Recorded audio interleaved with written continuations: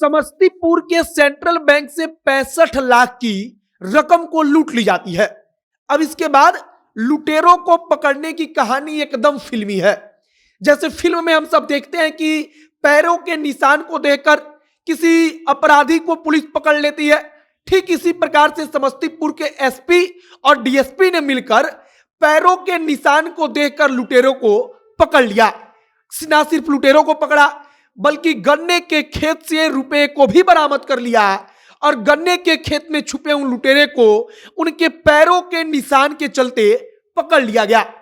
पूरी की पूरी कहानी हम आपको आगे बताएंगे कि समस्तीपुर में इतने बड़े लूटकांड को अंजाम देने के बाद जब लुटेरे भागकर छुप गए तब कैसे डीएसपी अमित कुमार ने पैरों के निशान वाला दिमाग लगाया और उसके बाद पैरों के निशान से उन लुटेरों को पकड़ लिया गया। बाकी नमस्कार, मेरा नाम है मोहित कुमार सिंह और आप जनता जंक्शन देख रहे हैं। समस्तीपुर के सेंट्रल बैंक में कुछ लुटेरे घुसते हैं, वहां से 65 लाख रुपए लूट कर वे भाग जाते हैं। 65 लाख रुपए अपने आप में एक बड़ी रकम होती है।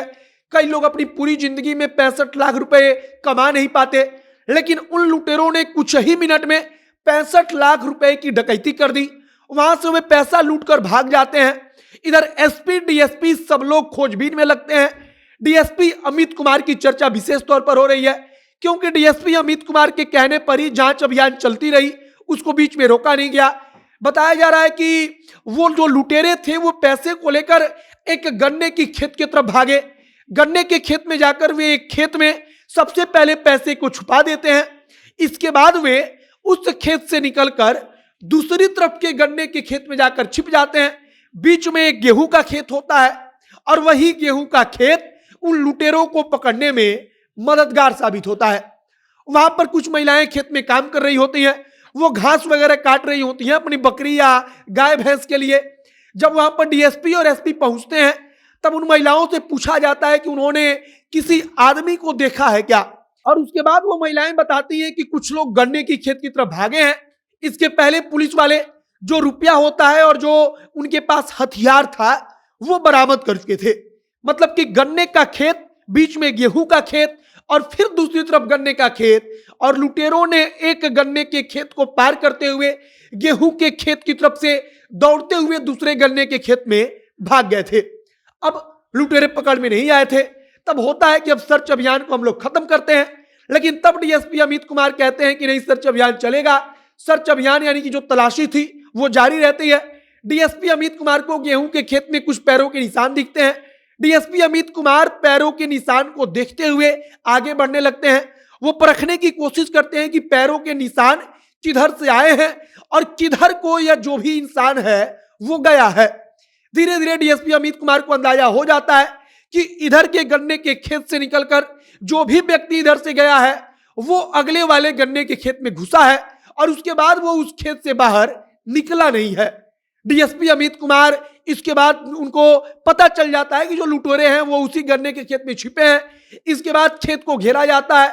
जब गन्ने के खेत में तलाशी चलती है तब वहां पर लुटेरों को पकड़ लिया जाता है और उसके बाद से लुटेरों से पूछताछ होती है। पूछताछ होती है कि कुछ पैसों को तो बरामद कर लिया गया है, लेकिन पूरा पैसा अभी नहीं मिला है, तो बाकी का पैसा कहां पर है। लगभग 65 लाख रुपए की वहां पर लूटकांड को अंजाम दिया गया था। 65 लाख रुपए को बैंक में घुसकर लूट लिया गया और वहां से लूटकर लुटेरे भाग खड़े हुए और फिर गेहूं के खेत में उनके पैरों का निशान था और उनके पैरों के निशान से डीएसपी अमित कुमार ने उन लुटेरों को पकड़ लिया। कहानी आपको भी फिल्मी लग रही होगी क्योंकि फिल्मों में आमतौर पर ऐसा होता है कि जब पुलिस गुंडों को पकड़ती है या कोई शातिर गुंडा किसी घटना को अंजाम देता है तब पैरों के निशान को, हाथ के निशान को वहां पर परखा जाता है और उसके जरिए पूरी की पूरी कहानी बनाई जाती है।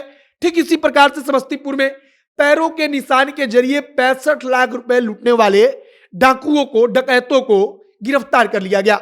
बाकी कहानी पर आपकी क्या प्रतिक्रिया है कमेंट बॉक्स में लिखकर बताइएगा। वीडियो शेयर कीजिएगा। आगे जो तमाम जानकारी बिहार से जुड़ी हुई आती रहेगी सब कुछ हम आप तक पहुंचाएंगे। आप जनता जंक्शन के साथ बने रहिए। कैमरे से विशाल खड़े हैं और मैं मोहित कुमार सिंह। बहुत बहुत धन्यवाद।